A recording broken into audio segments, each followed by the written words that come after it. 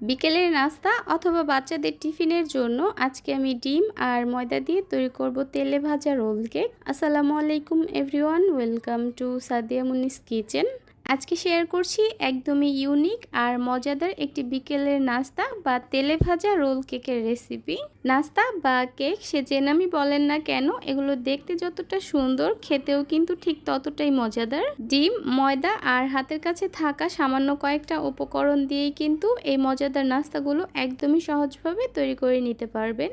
আপনারা একবার হলেও বাসায় তৈরি করে দেখবেন, বাচ্চারা কিন্তু এগুলো খুবই পছন্দ করবে। আর শুধু যে বাচ্চারা তা কিন্তু নয়, বড়রাও কিন্তু এগুলো খুবই পছন্দ করবে আর মজা করে খাবে। তো প্রথমেই আমি এখানে একটা মিক্সিং বোলের মধ্যে নিয়ে নিচ্ছি রুম টেম্পারেচারে থাকা 2টা ডিম, নিয়ে নিচ্ছি 1 কাপ চিনি। ফ্লেভারের জন্য আমি এখানে দিয়ে দিচ্ছি 1 চা চামচ ভ্যানিলা এসেন্স। এবার এই ডিম আর চিনিটাকে আমি একসঙ্গে খুব ভালো মতো ফেটিয়ে নিব, চিনিটা গলে ডিমের সঙ্গে মিশে যাওয়া পর্যন্ত। একটু সময় নিয়ে ডিম আর চিনিটাকে খুব ভালো মতো ফেটিয়ে নিলেই দেখতে পারবেন ডিম আর চিনিটা খুব ভালো মতো গলে গেছে আর ডিমেরও কোনো লাম্পস নেই। আমার এখানে ডিম আর চিনিটা খুব ভালো মতো মিশে গেছে। এবার আমি এখানে দিয়ে দিব 2 কাপ ময়দা। আপনারা চাইলে ময়দার পরিবর্তে আটাও নিতে পারবেন। হাফ চা চামচ দিয়ে দিচ্ছি লবণ, দিয়ে দিচ্ছি 1/4 কাপ গুঁড়া দুধ। গুঁড়া দুধটা দিলে টেস্টটা কিন্তু খুবই ভালো আসবে। এবার এখানে দিয়ে দিচ্ছি 1 চা চামচ বেকিং পাউডার। এখানে কিন্তু বেকিং সোডা দেওয়া যাবে না, অবশ্যই বেকিং পাউডারটাই দিতে হবে। তেল দিয়ে দিচ্ছি 2 টেবিল চামচ। এবার আমি এই সব কিছুকে একসঙ্গে খুব ভালোভাবে মিশিয়ে নিব আর একটা ডো তৈরি করে নিব। ডোটা তৈরি করার সময় যদি মনে হয় যে কিছুটা ময়দার প্রয়োজন, তাহলে কিন্তু কিছুটা ময়দা অ্যাড করে নেবেন। সব কিছু খুব ভালো মতো মধ্যে একটা ডো তৈরি করে নিয়েছি। দেখতেই পাচ্ছেন খুবই মসৃণ একটা ডো কিন্তু এখানে তৈরি হয়ে গেছে। এবার আমি এই ডোটাকে 2টা ভাগে ভাগ করে নিচ্ছি। এবার একটা ডো আমি একটা বাটিতে করে সাইডে সরিয়ে রাখবো। আর তারপর আমি এই বাকি ডোটার মধ্যে দিয়ে দিব 2 টেবিল চামচ কোকো পাউডার। এবার আমি এই কোকো পাউডারটাকে ডোয়ের সঙ্গে খুব ভালো করে মিশিয়ে নিচ্ছি। মিশানোর সুবিধার্থে আমি এখানে দিয়ে দিচ্ছি 1 চা চামচের মতো পানি। ডোটার সঙ্গে কোকো পাউডারটাকে মিশানোর সময় যদি মনে হয় ডোটা কিছুটা শক্ত আর কোকো পাউডারটা মিশাতে অসুবিধা হচ্ছে, তখন কিন্তু চাইলে আপনারা 1 চা চামচ পানি অ্যাড করে দিতে পারবেন। তবে অনেক বেশি পরিমাণে পানি কিন্তু দেয়া যাবে না, তাহলে কিন্তু ডোটা আবার অতিরিক্ত সফট হয়ে যাবে।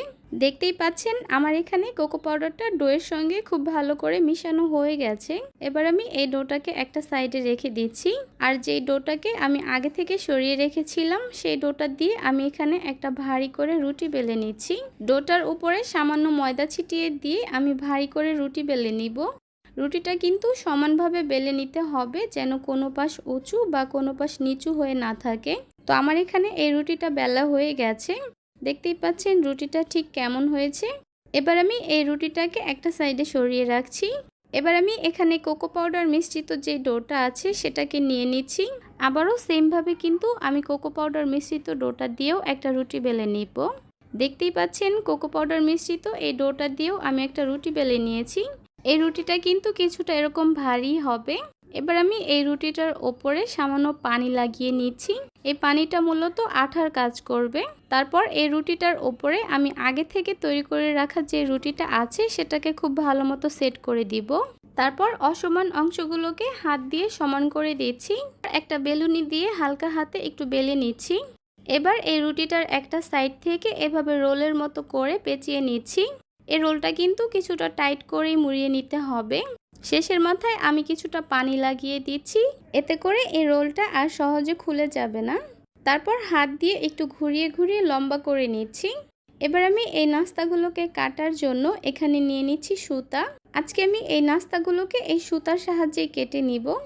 সুতাটাকে আমি এই রোলের নিচে থেকে ধরে 2 হাত দিয়ে সুতাটাকে অদল বদল করে একটা একটা করে নাস্তা কেটে নিচ্ছি। আমি কাজটা ঠিক কিভাবে করছি আপনারা একটু খেয়াল করলেই কিন্তু বুঝতে পারবেন। দেখুন নাস্তাগুলো কেটে নেওয়ার পর দেখতে ঠিক কতটা সুন্দর লাগছে।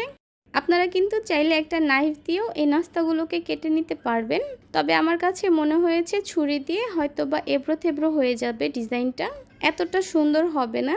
তাই আমি এখানে সুতার সাহায্যেই নাস্তাগুলোকে কেটে নিচ্ছি। সবগুলো নাস্তা একইভাবে কেটে নেওয়ার পর দেখতেই পাচ্ছেন এগুলো দেখতে ঠিক কতটা সুন্দর লাগছে। এবার আমি এই নাস্তাগুলোকে ভেজে নিব। এর জন্য চুলায় একটা প্যানে পর্যাপ্ত পরিমাণে তেল গরম করে নিয়েছি। তেলটা কিছুটা গরম হয়ে আসলে একটা একটা করে বেশ অনেকগুলো নাস্তা আমি এখানে দিয়ে দিব। অতিরিক্ত গরম তেলে কিন্তু এই নাস্তাগুলোকে ভাজা যাবে না, তাহলে কিন্তু উপর থেকে খুবই দ্রুত কালারটা চলে আসবে আর ভিতর থেকে কাঁচাই রয়ে যাবে। চুলার হিটটা লো মিডিয়ামের মাঝামাঝি রেখে এই নাস্তাগুলোকে ভেজে নিব। একটা পাশ ভাজা হয়ে গেলে আমি নাস্তাগুলোকে উল্টে দিচ্ছি, আর এরই মাঝে কিন্তু নাস্তাগুলো ফুলে ডাবল হয়ে যাবে। বেশ কিছুক্ষণ উল্টে পাল্টে নাস্তাগুলোকে গোল্ডেন ব্রাউন কালার করে ভেজে নিতে হবে। দেখতেই পাচ্ছেন আমার এই নাস্তাগুলোর মধ্যে কিন্তু খুব সুন্দর একটা কালার চলে এসেছে আর খুব ভালো মতো নাস্তাগুলো ভাজাও হয়ে গেছে। এবার আমি এই নাস্তাগুলোকে তেল সরিয়ে একটা প্লেটে তুলে নিচ্ছি। ব্যাস তৈরি হয়ে গেল একদমই সহজভাবে ঝটপট বিকেলের একটি নাস্তা অথবা তেলে ভাজা রোল কেক। সে যে নামই বলেন না কেন, এগুলো দেখতে যে কতটা সুন্দর হয়েছে আর কতটা মজাদার হয়েছে সেটা আপনারা একবার না তৈরি করে খেলে বুঝতেই পারবেন না।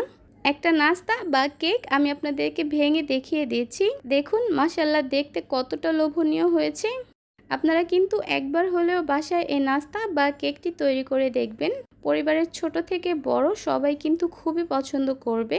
বিকেলের চা বা কফির আড্ডায় কিন্তু এই নাস্তাটি একদমই জমে যাবে। আশা করছি আমার আজকের এই রেসিপিটি আপনাদের কাছে খুবই ভালো লেগেছে আর সহজও লেগেছে। তাহলে আজকে এ পর্যন্তই। সবাই অনেক বেশি ভালো থাকবেন, সুস্থ থাকবেন। আল্লাহ হাফেজ।